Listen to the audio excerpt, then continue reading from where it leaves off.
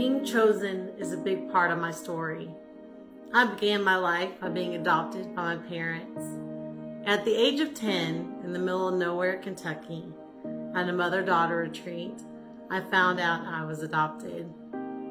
And I grew up pretty typically, and I would love cheerleading and going to the movies and doing plays and being outdoors, and more importantly, going to church every single Sunday. I volunteered in every spot.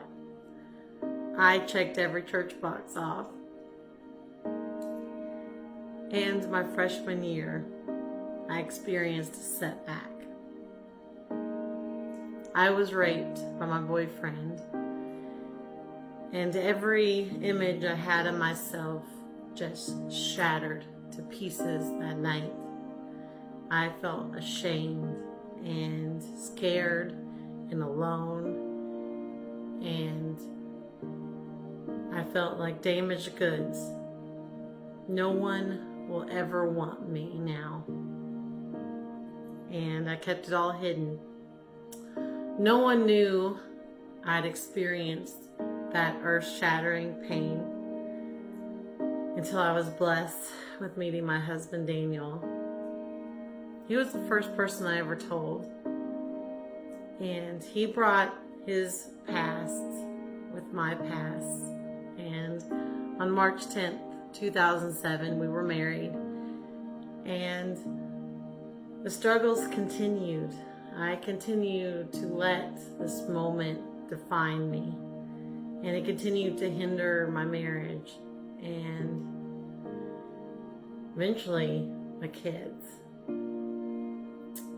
I became a mom, and in 2011, I had a 5-month-old and a 3-year-old. And I was asked by my friend to go to a women's retreat.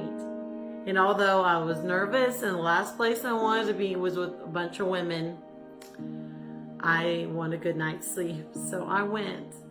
And I remember being a nervous wreck the whole time. But I also remember these women talking about Jesus. And the way they talked about Jesus was like I'd never heard before. They didn't talk about him like a Bible story or verses or facts. The way they talked about Jesus, he was in the middle of their mess and their rough spots, and they're really, really hard, and they're really, really joyful and amazing, and celebrations too. I was awestruck by these women. And I remember at the retreat, they gave us a word. And they asked us to go to a quiet time.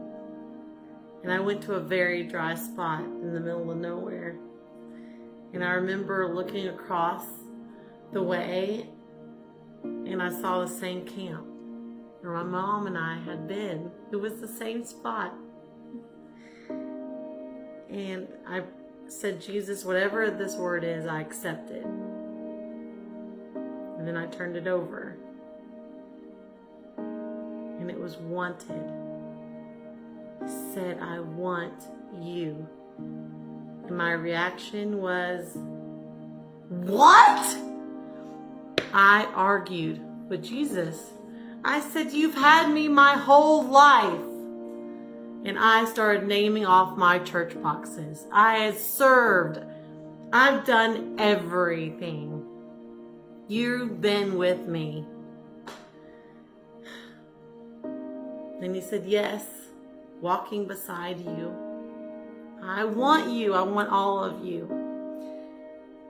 And that night, on May 6, 2011, I got real. And for the first time, I shared all my brokenness with these women.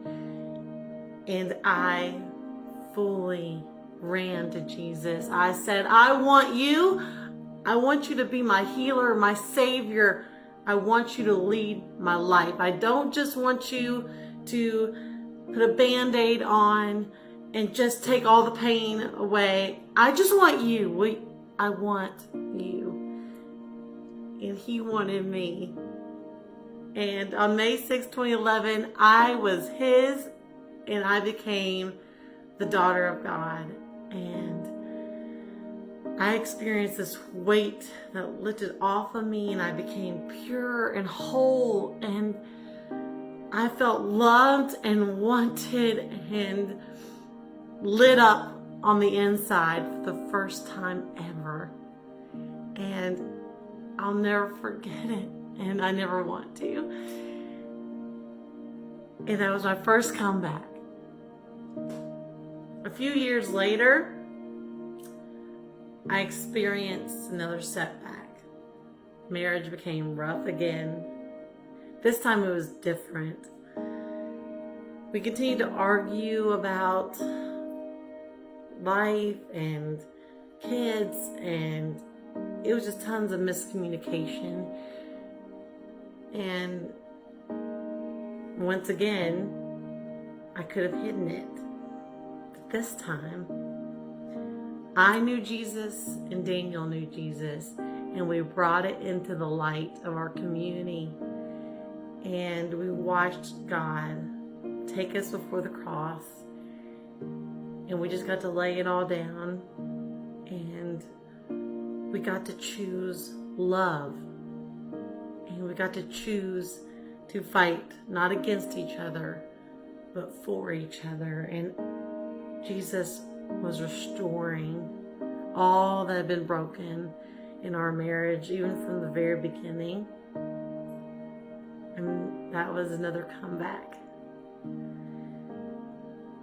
And now, in this unknown season that we are in, I continue to see my kids struggle with the same insecurities and doubts, and they're still there. That story is still going on. But I know there's a comeback for my kids coming. And I pray for their comeback. And I don't know what's going to look like. I don't know what their stories are going to look like.